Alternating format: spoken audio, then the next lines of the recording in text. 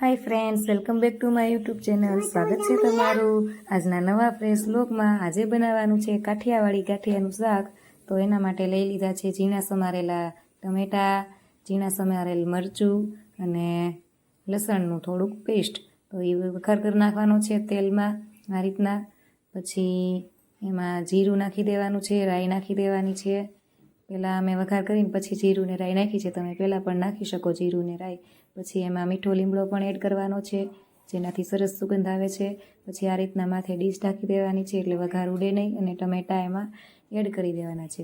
જો આ રીતના ટમેટાં થોડા ચડવા દેવાના છે. ત્યાં સુધીમાં આપણે જે ચણાના લોટની ગાંઠિયા પાડવા માટે કરવાનું છે પેસ્ટ તૈયાર કરવાનું છે. તો ચણાના લોટની અંદર મીઠું, હળદર, જીરું આ બધું એક ચમચી મીઠું સ્વાદ અનુસાર નાખવાનું છે. એ બધું નાખીને મિક્સ કરી લેવાનું છે પાણી એડ કરીને. તો ચાલો પહેલાં પેસ્ટ બનાવી લઈએ.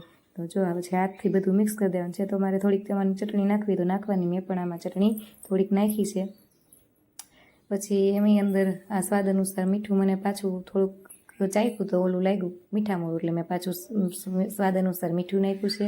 અને પાછો લોટ એ થોડોક નાખ્યું છે, એમ થાય કે ઘટશે એટલે મેં પાછો લોટ નાખીને થોડું વધારે પેસ્ટ બનાવી છે. પછી આ રીતના કઠણ પેસ્ટ બનાવવાની છે સરસ મજાની, જે આપણે ગાંઠિયા પાડી શકીએ. ચાળણી અથવા તો ઝારાની મદદથી આપણે આ ગાંઠિયા પાડવાના છે. તો તમારી ઘરે જો મારી ઘરે આવી ચાળણી છે, હું તમને બતાવું. તો એ ચાળણીની મદદથી કરવાની છે. અને આ ત્યાં સુધીમાં આપણા ટમેટાં એકદમ ચડી જાય પછી એમાં આપણે બધું સૂકા મસાલા એડ કરી દેવાના છે. મીઠું, મરચું, હળદર, ધાણા જીરું અને ખાટી છાશ પણ આ રીતના એડ કરવાની છે. એટલે એમાંથી રસો સરસ બને અને ખાટો મીઠો શાકનો સ્વાદ આવે. પછી જરૂર મુજબ આપણે પાણી પણ નાખવાનું છે. જો જાજો રસો કરવો હોય તો આપણે એ મુજબ પાણી એડ કરવાનું છે. અહીંયા મારે રસાવાળું કરવું છે એટલે મેં એટલું પાણી નાખ્યું છે, 1.5 ગ્લાસ જેટલું. પછી મીઠું પાછું નાખ્યું છે.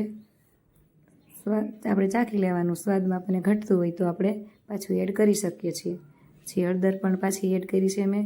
અને પછી એકદમ ઉકળવા દેવાનું છે આ રીતના. જો ઉકળી જાય પછી જ આપણે આ ચાળણીમાં આપણે ગાંઠિયા પાડવાના છે. ઉકળા પહેલાં એમાં ગાંઠિયા નથી પાડવાના. પછી આપણે જે પેસ્ટ બનાવી હતી એ પેસ્ટને આ રીતના ચાળણીમાં બધી ઠલવી દેવાની છે. પછી હાથની મદદથી આપણે આ રીતના ગાંઠિયાને પાડી લેવાના છે. જો આમાં આપણે દજાઈ હોતાઈ જાય એટલે ધ્યાન રાખવાનું, અને ધ્યાન રાખીને આપણે ધીમે ધીમે હાથની મદદથી આ રીતના ગાંઠિયા પાડી લેવાના. બધા ગાંઠિયા પડાઈ ગયા છે, જો તમે જોઈ શકો છો.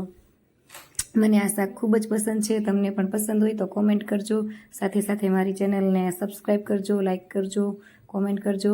અને પછી શાક આપણું બનીને રેડી થઈ ગયું છે. હવે એમાં આપણે ઉપરથી ધાણા પણ લીલા એડ કરી દેવાના છે. અને જરૂર મુજબ તમને કંઈ મસાલા ઘટતા હોય તો એડ કરવાના છે. મને થોડીક ચટણી જરૂર લાગી હતી તો મેં ચટણીની એડ કરી છે થોડીક. પછી એને આ રીતના સારી રીતે મિક્સ કરી દેવાનું છે ટમેટા સાથે અને ઉકળવા મૂકી દેવાનું છે.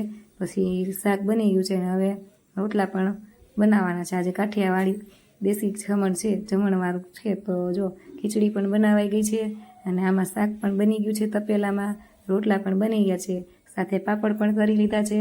અને અથાણું તો આપણે હોય જ કાઠિયાવાડીને, તો અથાણું પણ છે. તો ચાલો મિત્રો જમવા. તો મળીએ આપણે નવા બ્લોગમાં. આવજો મિત્રો, ત્યાં સુધી મારી ચેનલ સબસ્ક્રાઈબ કરવાનું ભૂલતા નહીં.